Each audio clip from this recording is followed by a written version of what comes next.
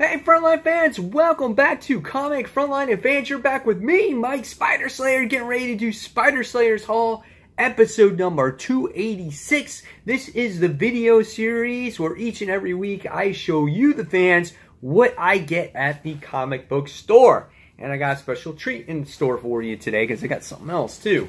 Yeah, so Marvel Legacy continues. Let's see which books I picked up. And sorry that this is a day late. I'm doing a huge tennis tournament this week. I'm running it, so I got a lot of stuff going on. So that's why I haven't been on in the past couple days. So next week, everything will be back to normal, probably starting Tuesday. All right, so let's get started with this week's haul, everybody. So we'll start off first with the comic books. So here we go. The mysterious black bag. What's inside it? We already know it's comic books, right? So, first things first, bags on the floor, and it's time. Someone put the black bags on the floor, it's time to get serious, and that is correct. It is time to get serious, and I got this little brochure where it says Star Wars Read, so I guess this has everything that's in store for Star Wars, so a little previews guide for that, so that's pretty cool, I guess. All right. Now that that's out of the way, let's get started with the comic books. Alright, so first things first, we have Action Comics, issue number 989. Here's the lenticular cover, as you get to see it change on this one. So that's cool, as you get to see Jor-El and then Superman. The Earth exploding, and then it's not exploding. I like this. I like the covers for DC. Their lenticular covers are really, really nice. So I'm excited about that one. So Action Comics issue 989. Will Superman go with his father Jor-El and having him exiled from Earth? Alright, next. Maybe this will prevent some kind of glare. Next, when it comes to DC Comics, we got Dark Knight's Metal issue number 3. As this continues the series. Yep, another foil cover here. These covers are pretty cool as well. Dude, I'm living in the flipping 90s, man. I swear to God, every cover I have is basically some kind of gimmick. But hey, why not? It's pretty cool. So Dark Knight's Metal issue number 3. I've liked the tie-in stories. I think the tie-in stories have been really, really nice. You know, a lot of dialogue in the main story, but we'll see what happens in this one. Alright, next, we wound up getting from DC Comics, I love this cover, Hal Jordan in the Green Lantern Corps, as this continues the Parallax story. This has been really good as Superman has the yellow ring and now Hal Jordan is fighting him. So really nice stuff. I like the artwork in the book as well. So yeah, it's been good stuff. Check out this cool pages in here. It looks like there's some pretty crazy battling going on. So that's a lot of fun as well. So Hal Jordan, Green Lantern Corps, issue number 30. All right. Next, we wound up getting any other DC books. I don't think so. So we're going to go on to Marvel. Next is Amazing Spider-Man, Renew Your Vows, issue number 12. As this continues the story with the mighty Green Goblin mech robot, as you get to see on this opening page here. So that looks like it's going to be really cool as well. When this story comes out in Legacy, when it starts with the 8 years later thing, we're definitely going to cover that, as here on Comic Frontline, we continue to cover every single Marvel Legacy book, at least the first part of the new story arcs, and then we'll see what happens going forward. So, Amazing Spider-Man, Renew Your Vows, issue number 12. And then the next book we wound up getting, this is a crazy cover. Hulk, issue number 11. She-Hulk looking mighty buff in this issue. As it says, is love in the air for Hulk? And it says no. So, I like this cover because it kind of plays tribute to those comical covers that Sensational She-Hulk had, and I like that little bit of humor in an otherwise different tone of book here. I thought it was quite an interesting cover, and I think the book is starting to lighten up a little bit as well as you're reading through it. So interested to read in issue number 11. All right, next, Miss Marvel, issue number 23. Miss Marvel for me is still good, but it's lost a lot of its I don't know, appeal to me for some reason. I'm not as interested, or I don't find the characters as appealing, like the villains and whatnot that are in this book every day. I love Miss Marvel herself and what she stands for, but her enemies and things like that, I just don't find as interesting. Nevertheless, I continue to read every book. I have read every single issue since this series has started, and it's like one of those things where I probably can't drop. So we'll see where it goes. Miss Marvel issue number 23. All right, next, Runaways, issue number 2, as we get introduced back into the Runaways. If you're a Runaway fan, I feel that this series is definitely for you. You kind of know what's going on here. If you're a newer reader, never read the first volume, you might be a little bit in the dark, but it looks like the story is going to be a type of slow burn, and it's going to slowly introduce the characters to its readers. So this is Runaways, issue number 2. All right, next. All right, it's that time where we go into the lenticular covers. So lenticular cover time. This time I wound up getting the Uncanny Avengers issue, I don't even know what this is, 28. I'm going to open it up and see, because I had this issue last week, and it's just like, oh, if you just open up a book, you actually know what cover it is. But here's the transition.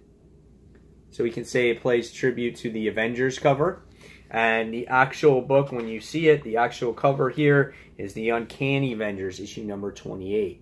So that's what you get to see. So some of the transitions in these covers are really hard to make out in these books. So we'll see where Uncanny Avengers goes. It's a title I don't normally read. But again, I'm buying all these. I'm trying to get as many as the lenticular covers as I possibly can. All right. The next book that we're going to be showing off for Marvel is, well, definitely not the Fantastic Four. So it is the Unbelievable Gwenpool. So we get to kind of see Doctor Doom and the Fantastic Four, and then you get to see that, which is this. It is a cool looking cover though. Even the regular cover is really neat. I like that. So that's cool right there, as he's fighting, like, it says our 21st issue anniversary spectacular. It's very nostalgic like, and I really like it. So that's really nice. All right. And I don't read Gwenpool either, but again, bought it for the cover. All right. So next, we wound up getting a book I also wouldn't follow, but it's Falcon, and it's in issue number 1. And this is a good transitional cover. There we get to see how it was the Invincible Iron Man, and you can clearly see that it's Falcon. Now that Sam Wilson is Falcon again, I'm very curious to see what his, kind of like his journey is now. So this is your new number 1. And here you get to see the actual cover for real, so you can see it. And yeah, so this might be cool. The writer is Rodney Barnes, and the artist is Joshua Carcera. So I want to see Sam Wilson's journey now that he's no longer Captain America. What does he do now? Does he fit back into that role of Falcon once again? So we'll see what happens there. All right. So the next book we're going to be talking about is, bam, not the Amazing Spider-Man. Definitely not that. I like how they cross out the code of ethics there, the approval code. But this is the something Deadpool, Despicable Deadpool.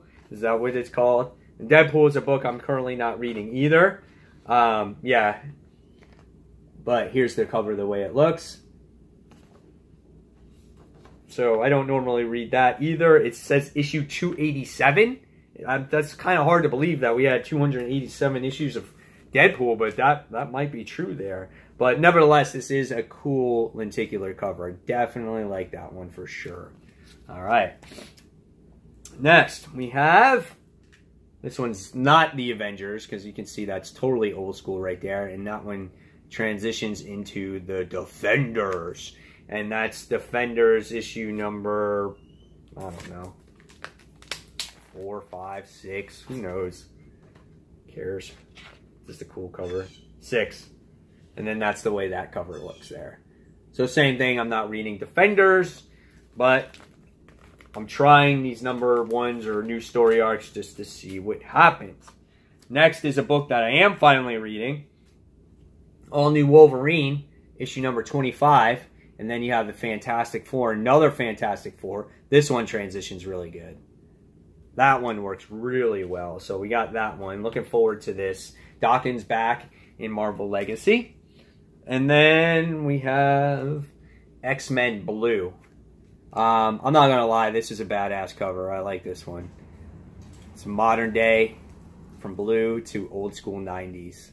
That one transitions well. Now, if they did all the covers like this, it wouldn't be such a drastic change, and you can make out what it would be. This is how every cover should be. Just like that, to its exact counterpart of either from the old to the new. That would have been really awesome. So this goes to that crossover from X-Men Gold. All right. Next, and last but not least for the comics, here it is, guys. I remember when I did issue number 700 review back on Dark Avenger Inc., when we were on Dark Avenger Inc., and I was so upset that Spider-Man died, and Dr. Octopus switched, bodies with him, and Peter was, like, dead, and that was the last issue of The Amazing Spider-Man, right? And now, after all this time, it's been like 4 or 5 years, whatever, I don't know, it's back.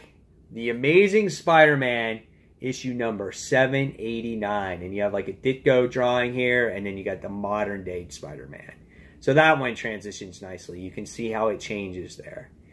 So, and yes, I will be definitely doing a review on The Amazing Spider-Man, issue number 789. I don't know if the math is right from 700 to 789, but nevertheless, I'm happy that it's back. I will be doing a review on this. It will be up tomorrow. I promise you that. I am so excited. We're back on the numbering. Now, if the story's good, we'll see. All as I know is that Peter has his love interest for Bobby, and then he's in love with a comedian. Like, is he a whore? Like, what's going on? These two are just two separate stories? Is there continuity? I don't know. But nevertheless, we'll see where this one goes. And it's the fall of Peter Parker Industries. All right, next.